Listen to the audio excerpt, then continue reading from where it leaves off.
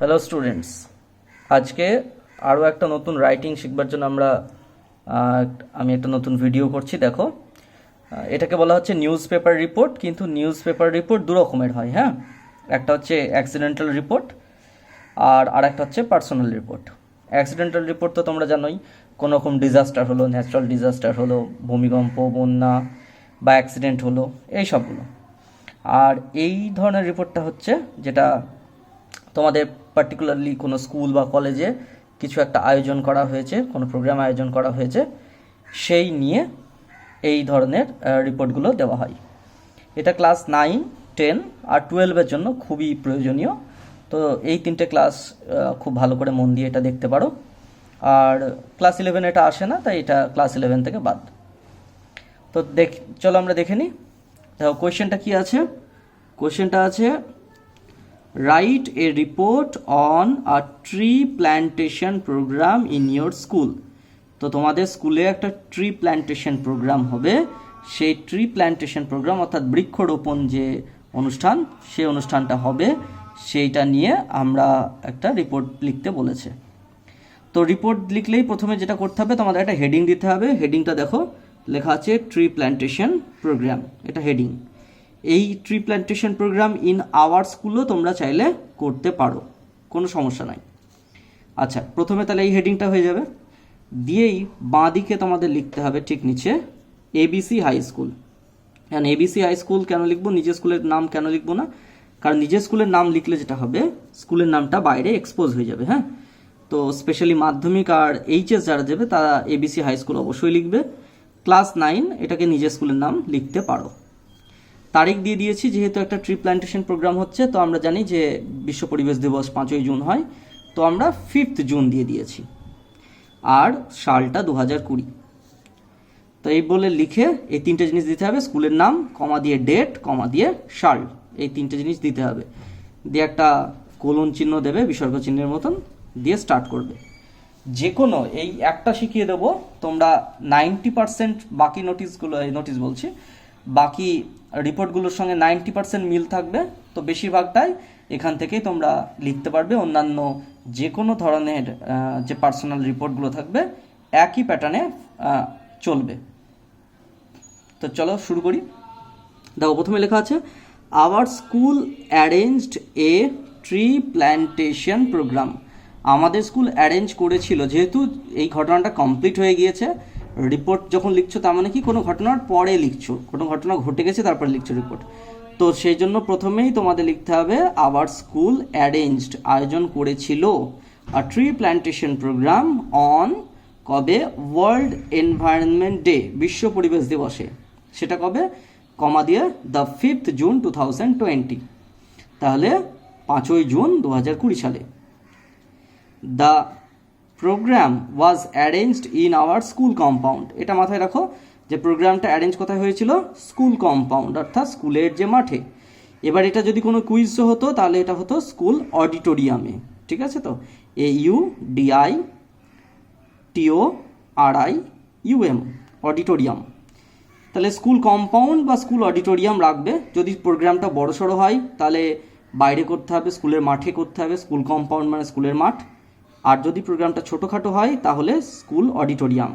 আর একটা বিষয়, যে প্রোগ্রামটা যদি আউটডোর প্রোগ্রাম হয় অর্থাৎ ঘরের বাইরে করতে হয় তাহলে স্কুল কম্পাউন্ড, আর যদি ইনডোর করতে হয় অর্থাৎ ঘরের মধ্যে করতে হয় তাহলে school auditorium.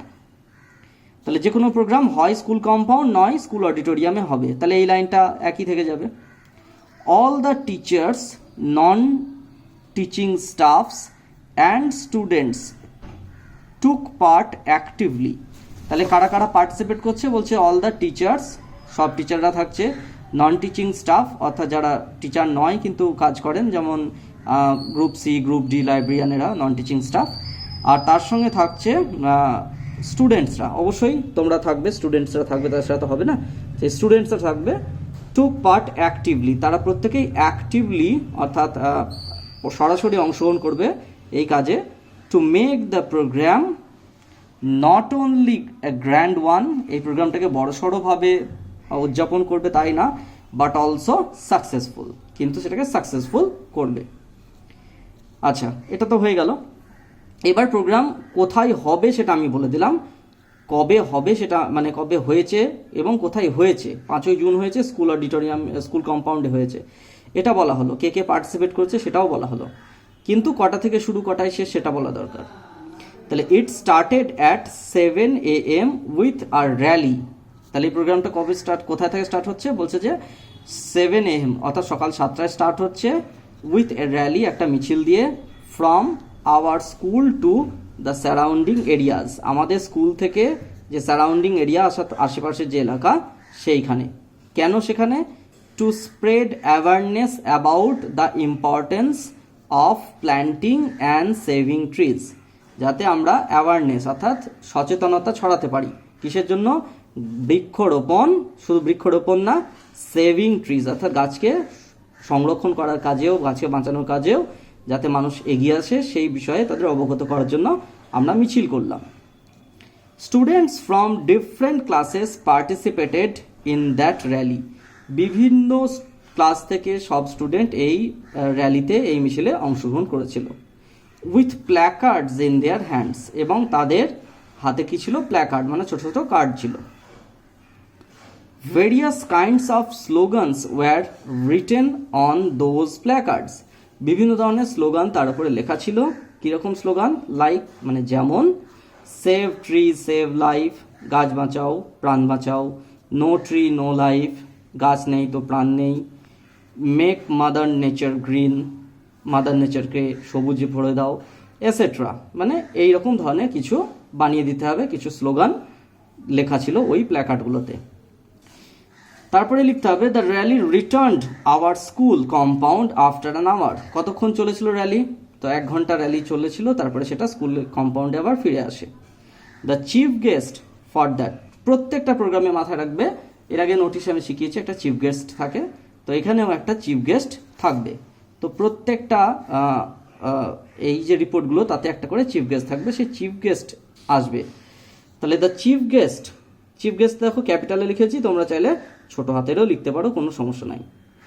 For that programme was doctor Soumen Kumar Mohapatra, তাহলে চিফ গেস্টকে ডক্টর সৌমেন কুমার মহাপাত্র, ইনি হচ্ছেন চিফ গেস্ট। এই ভদ্রলোকে যারই নাম দেবে, চিফ গেস্ট নাম দেবে, সৌমেন কুমার মহাপাত্র আমি দিয়েছি, তার পাশে তার ডেজিগনেশন বা অর্থাৎ তার পোস্ট, তিনি কে সেটা উল্লেখ করে দিতে হবে।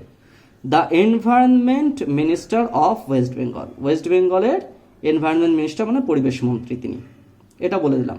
এবার এই জায়গাটায় ডক্টর সৌমেন কুমার মহাপাত্র, এটা সত্যি সত্যি উনি এনভায়রনমেন্ট মিনিস্টার আমাদের। যদি তোমরা নামটা খটোমটো লাগে, এখানে অন্য কোনো নাম দিতে পারো, কোনো সমস্যা নাই। এনভায়রনমেন্ট মিনিস্টার না করে অন্য কোনো পদ দিয়ে দিতে পারো, কোনো সমস্যা নাই, কিন্তু একটা দিতে হবে একজনকে। হি ইনাগুরেটেড দ্য মেইন প্রোগ্রাম, তিনি আসল প্রোগ্রামটা অর্থাৎ র্যালির পরে যে প্রোগ্রামটা শুরু হচ্ছে সেই প্রোগ্রামটা ইনগুরেটেড মানে উদ্বোধন করলেন। কিভাবে উদ্বোধন করলেন? By planting a sapling, sapling মানে হচ্ছে চারা গাছ, একটা চারা গাছ রোপণ করে, বৃক্ষ রোপণ করে করলেন। ইন আওয়ার স্কুল কম্পাউন্ড, আমাদের স্কুল কম্পাউন্ডে তিনি একটা বৃক্ষরোপণ করে এই অনুষ্ঠানের সূচনা করলেন। আওয়ার হেডমাস্টার অবলিক হেডমিস্ট্রেস, অর্থাৎ যার স্কুলে যেটা প্রযোজ্য, কারো হেডমাস্টার কারো হেডমিস্ট্রেস থাকে, along with other teachers, non teaching staff and a few students also planted saplings.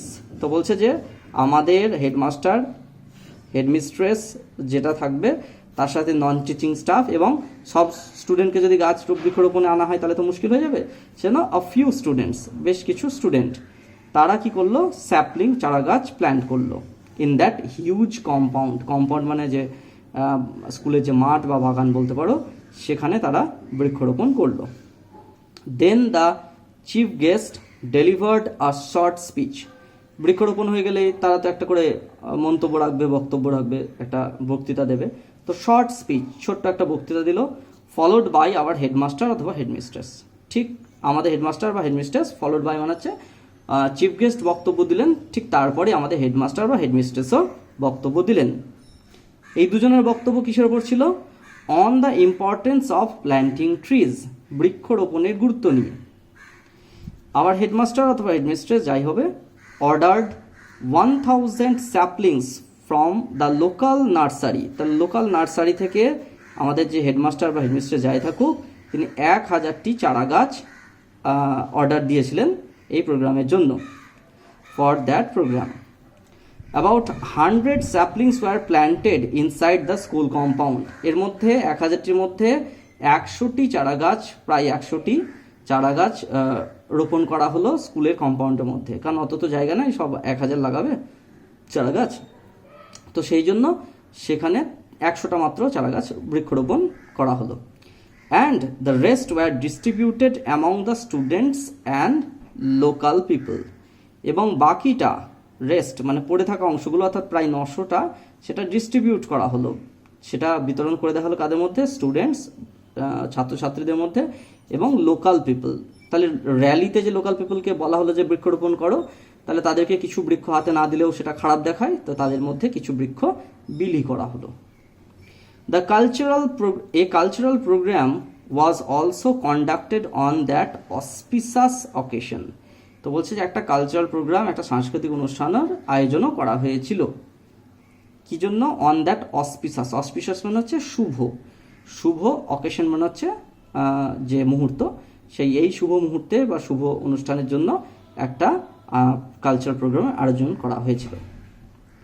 Rabindrasangeet, drama and quiz based on environment. কী হয়েছিল তাতে? রবীন্দ্রসঙ্গীত হয়েছিল, একটা নাটক হয়েছিল, ড্রামা, কুইজ হয়েছিল। সেই কুইজটা এবং ড্রামা এই দুটোই কিসের উপর ভিত্তি করেছিল? বেসড অন এনভায়রনমেন্ট, অর্থাৎ পরিবেশের উপরে ভিত্তি করে এই প্রোগ্রামটা গঠিত হয়। তার সঙ্গে ছিল এক্সটেম্পোর স্পিচ। এক্সটেম্পোর স্পিচ মানে হচ্ছে যে তাৎক্ষণিক বক্তৃতা, অর্থাৎ তাদেরকে কেউ স্টেজে উঠবে এবং সেখানে তাদেরকে নিজের একটা করে টপিক দেওয়া হবে, হঠাৎই সেই টপিক দেওয়া হবে, ওই টপিক সম্বন্ধে সে আগে জানবে না, তাকে দেওয়া হবে এবং তাকে 5 মিনিট হয়তো ভাবতে দেওয়া হবে, 5 মিনিটের পর তাকে ওই বিষয়ে বক্তব্য দিতে হবে। তার সঙ্গে থাকছে ডিবেট, অর্থাৎ বিতর্কমূলক প্রতিযোগিতা, etcetera. Were the parts of that cultural programme. এইগুলো ছিল সেই কালচারাল প্রোগ্রাম যেটা আয়োজন করা হয়েছিল তার অংশ। এবার এতগুলো তো রিপোর্টটা তো তুমি করছো, পার্সোনাল রিপোর্ট যেহেতু, এটা আগেই বললাম, তো সেই জন্য রিপোর্টে নিজে কি কাজ করছো সেটাও বলতে হবে। সেজন্য লিখলাম I recited a poem called গাছ।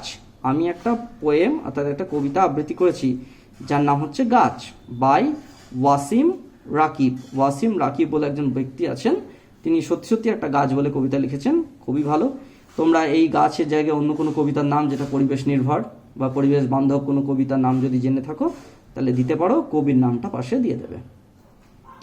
The main program started at 8 AM।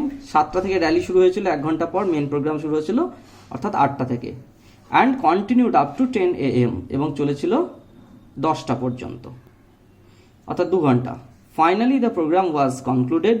শেষমেশ প্রোগ্রামটা শেষ হলো উইথ দ্য ডিস্ট্রিবিউশন অফ, এবং তার প্রোগ্রামটা শেষে কি করা হলো? ডিস্ট্রিবিউশন অর্থাৎ বিতরণ করা হলো packet of sweets and saplings.